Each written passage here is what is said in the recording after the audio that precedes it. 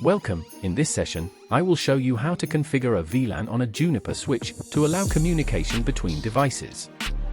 In the diagram you can see PC3 connected to the switch, and PC1 and PC2 is directly connected. Below the diagram is the CLI interfaces for all test PCs and their current IP address settings.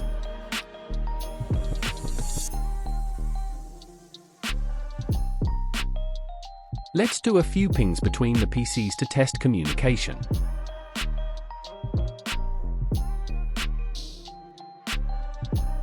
Let's also look at the ARP table, IP to MAC address mapping. No pings on PC3 yet, as it is isolated to the switch at the moment.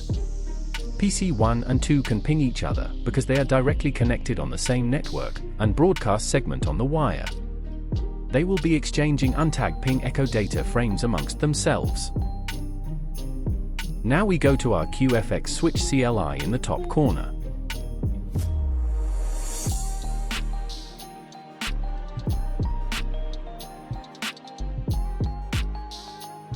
Currently, this is a blank switch with no configuration. Let's now connect all our PCs to the switch.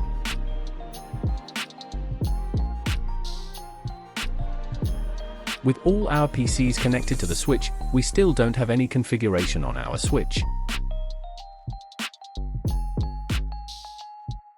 And as you can see, the test PCs can't ping between them anymore, none of them can't. Let's start with our configuration. Go to Edit VLAN and specify your VLAN name and tag ID.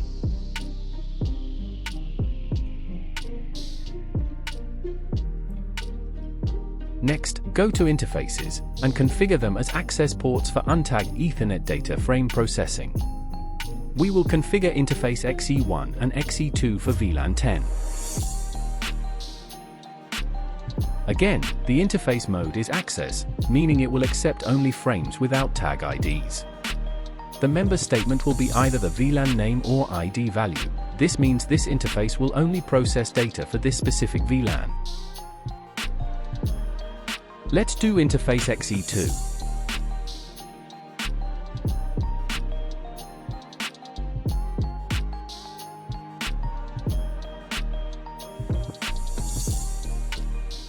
Here is the output for the entire switch configuration.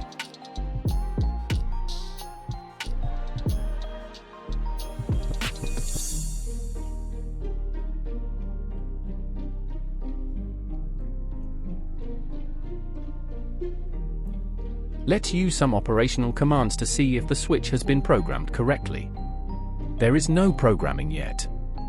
Let's commit the changes for programming.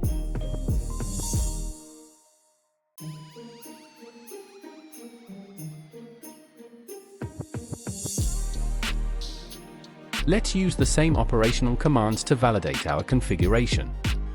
We can see that VLAN 10 shows interfaces configured for it.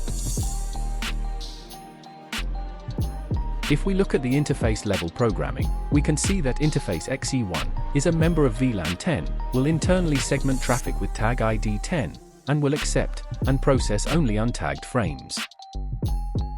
Same applies for interface XE2. Running a ping between PC1 and 2, we can now see the ping reachability or response between them. ARP table outputs are also updated. Looking at the switch Ethernet table, we can see the switch learned the source MAC address of each PC during the ping exchange process. PC3 is still isolated, as we have not configured the interface yet. Let's do that now.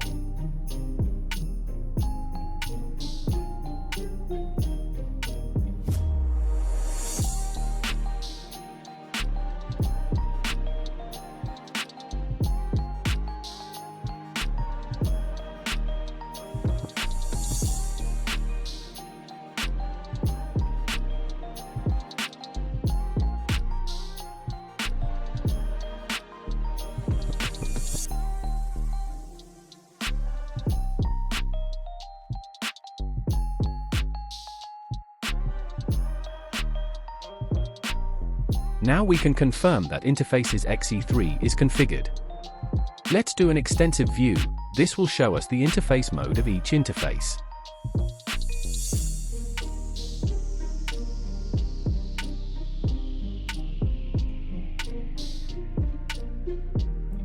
Let's validate our interface level programming.